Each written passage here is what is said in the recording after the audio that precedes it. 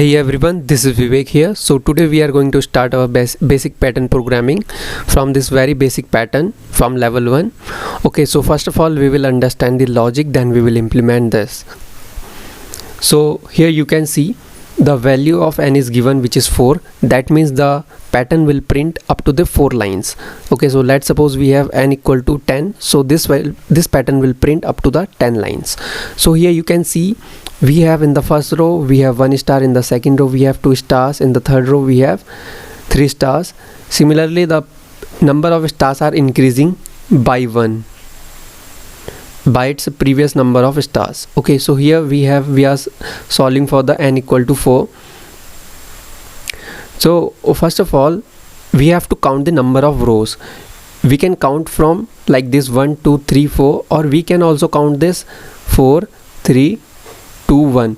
Both the number of rows are counting from 1 to 4. It is if we will use 1 2 3 4, then we will increment the row by 1.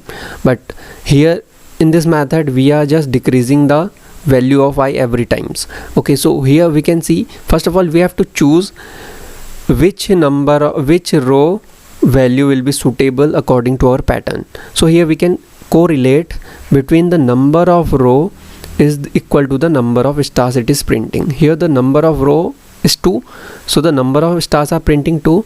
Here the number of row is 3, so here we are printing 3 stars. Here the number of row is 4, so we are printing the number of stars 4 times. So that means if we will use this, if we would use this, so we would like write I equal to n, and we are just going to I greater than equal to 1, and we are just decreasing the I every time. But for that we have to use our for loop like this for I equal to 1, and we are just incrementing I 1 times, and the condition will be I less than equal to n.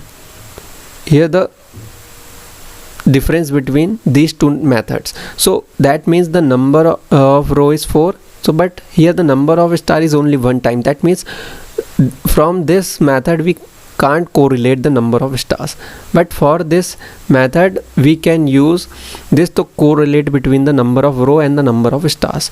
So just here we are writing that I is starting from 1 and I is incrementing every time, and the condition is I less than equal to n. So this for loop, the outer for loop, this is the outer for loop, and this is the inner for loop. Okay, just forget about the inner for loop for a while. So here we could run this pattern up to the 4 rows, but here we can see in the every row number of stars are printing just like 1 2 3 4 times.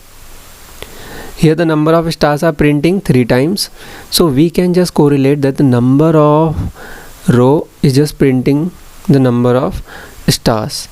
Number of row is 4, so it is printing the loop just like 1 2 4. It is running 1 2 3. It is running. We can say for the ith row the number of stars will be printing just like 1 2, and the last value of j will be 1. So this is the value of j.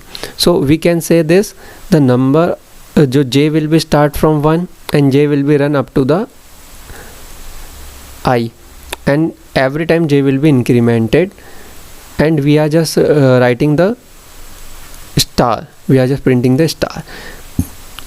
So here why we have given this end of line, because the for loop, for the j loop will print this star, but before printing this rows stars we have to just jump to the next line.